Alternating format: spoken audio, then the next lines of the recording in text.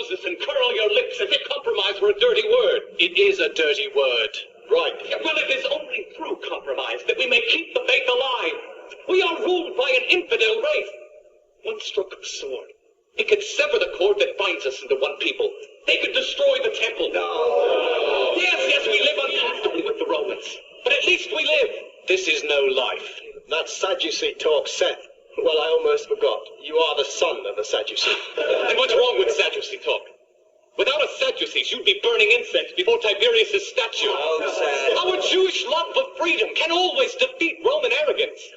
You zealots would have us all crucified. No. They will destroy us.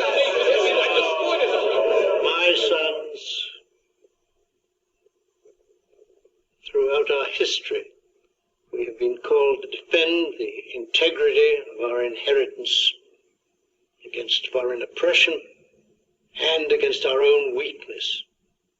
Necessary as it was, our rejection of the claim made by Jesus of Nazareth showed us once again the reality of the bitter conflicts among us.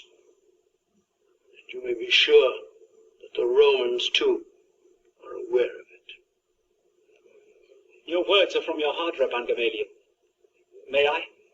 I trust that you, too, will speak from your heart and from your mind also. You are? Stephen, from Alexandria, and like Saul here, a Pharisee, son of Pharisees. And a Greek at heart. No, Samuel, a Jew. I know how you resent all that's foreign. All that threatens our freedom. Caleb is right. And what else could your future brother-in-law be, Samuel? I learned the language of the Greeks. I read their books. They say you also learned wrestling from one of their Olympic champions. He could teach you, Caleb. Whenever he likes.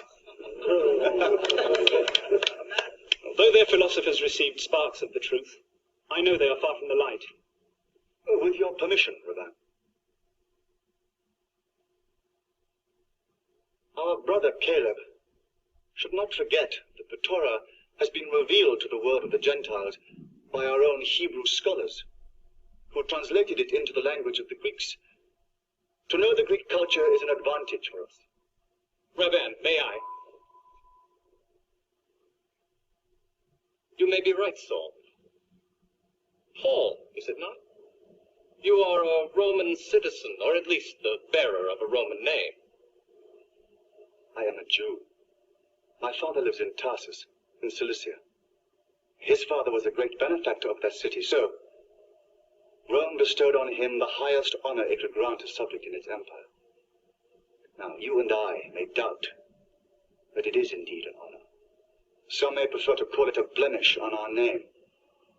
Either way, I did not choose it. You misunderstand me, Saul. Or Paul. I agree with you that no other places other languages is valuable, but foreign customs can be infectious. No, the Jews like us, sir.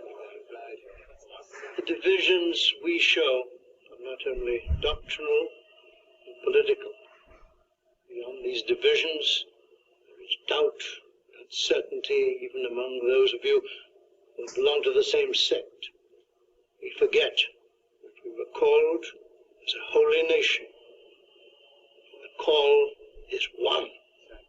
Well, exactly what our high priest Caiaphas said, when he realized that this false Messiah from Nazareth was threatening the very existence of our nation. Yes. We must be ready for any sacrifice, in order to prevent our nation from perishing. It was decided too quickly to hand him over to Pilate's butchers. We welcomed him as our deliverer when he entered Jerusalem. Jesus betrayed his promise. He was one of us. Another Jew was delivered to a Roman cross. There is no redemption in it. No one could forgive his sin. Blasphemy. Yes. Blasphemy upon blasphemy. We've had enough of these false prophets. Well, who was he? Some ignorant carpenter who breaks the Sabbath, always burbling about love. You sneer at his trade? You yourself are a tent maker, Saul. Not the same thing at all. I practice a skill because that is ordained by our Jewish tradition. However, I do know other things besides the stitching of canvas. He knew the Torah. Our holy scriptures were never out of his mouth. And what's wrong with burbling about love, as you called it? I'll tell you what's wrong. By love, he meant submission. turning the other cheek, putting up with Roman injustice. Right. Admit, all of you, as much in what he said. We must change ourselves, even as we change our system of rule. Soul and the body are inseparable. A soul in chains. The chains are our own sins, as well as foreign oppression. And don't speak so disparagingly of love. On a practical level, it may be love that will save us. We Jews play into Roman hands by hating one another, sect against sect. Division, not unity. But how can we accept this exaltation of a false prophet? The Son of God, the Messiah. You repeat his blasphemy, Stephen. Well, the Messiah was prophesied. Is prophesied, Stephen. Is. We let the Romans kill another Jew. This man speaks blasphemy. Enough. Stephen, Saul, all of you, it's time your minds rest. We firmly reject any claim that Jesus was anything but a good man. We all need unity of heart. Let us pray for this now.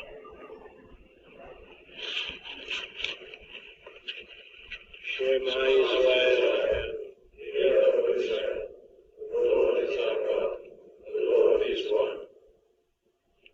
Go in peace.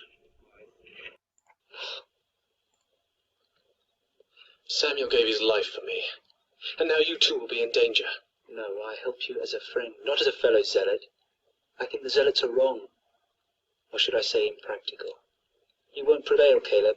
The true road lies another way. The Sadducee way, the Pharisee way. I have been thinking a lot about the man from Nazareth. There was hope in what he said. Saul would say that was blasphemy. I suppose it is blasphemy. Let Saul call it what he likes. Jesus brought light to us. There only seems to be darkness for me and my family. They are alive, and life is what counts. Pray for them.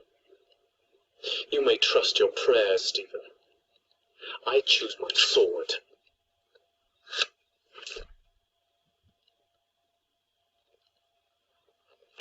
Go to the place called Mesad Hasidim, on the hills by the Dead Sea.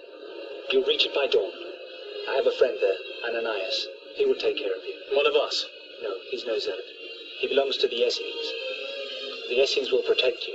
They live the life of the spirit, cut off from the flesh, waiting for a new world to come. That's as impractical a way as yours.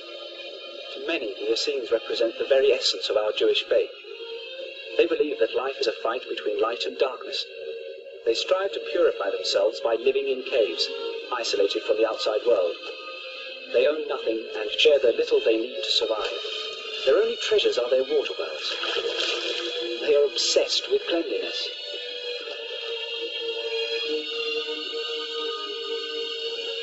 I am Ananias, Stephen's friend. He is right. The Essenes are constantly preoccupied with the cleansing of the body.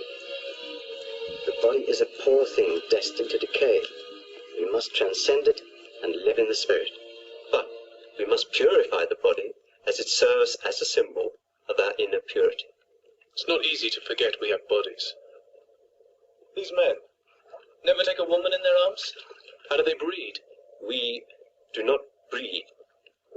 After all, the end of the world is coming, is it not? The beginning of the world, so I was taught.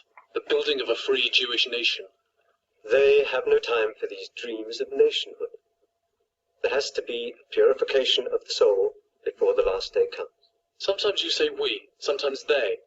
Do you truly belong here? I know I never could.